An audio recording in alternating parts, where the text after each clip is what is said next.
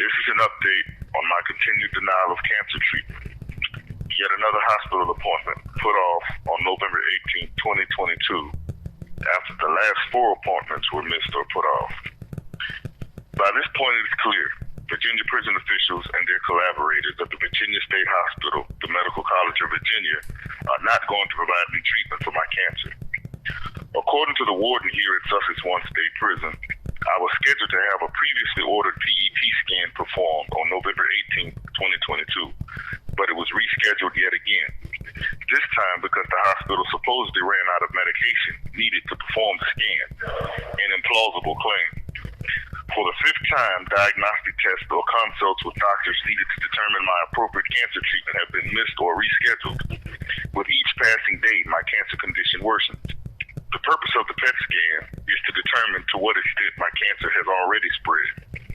This same warden, Kevin McCoy, and his staff here at Sussex 1 caused me to miss my prior PET scan appointment on October 25th, then lied claiming that they did not know why the hospital didn't perform the scan that day and that it had been rescheduled when it hadn't.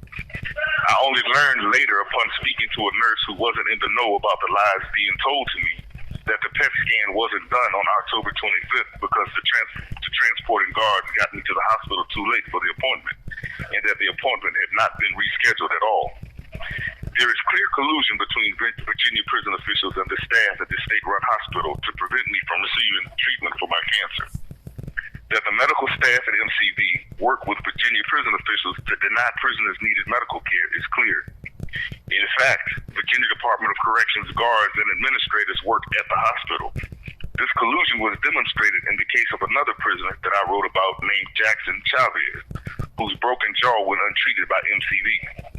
After prison medical staff at Nottoway Correctional Center refused him proper referral for weeks, Jackson was admitted to a hospital in Lynchburg, Virginia, where doctors scheduled him for surgery to repair his jaw. The day before his scheduled surgery, prison officials removed Jackson from the Lynchburg hospital and transferred him to MCV, where a doctor revoked the order for surgery and made the patently absurd determination that Jackson's broken jaw, which was misaligned and causing him extreme pain, needed no treatment. He has now been left with a permanently broken jaw. Jackson is a Honduran migrant who speaks very little English and cannot write English at all. Part of the reason I was set up and transferred away from Nottoway was because I was helping him file grievances and prepare to file a lawsuit about his denied care and bringing public attention to his medical mistreatment. The warden, McCoy, here at Sussex 1, made a special point to come to my cell on November 18th and personally informed me that my appointment that was scheduled for that date would not be honored.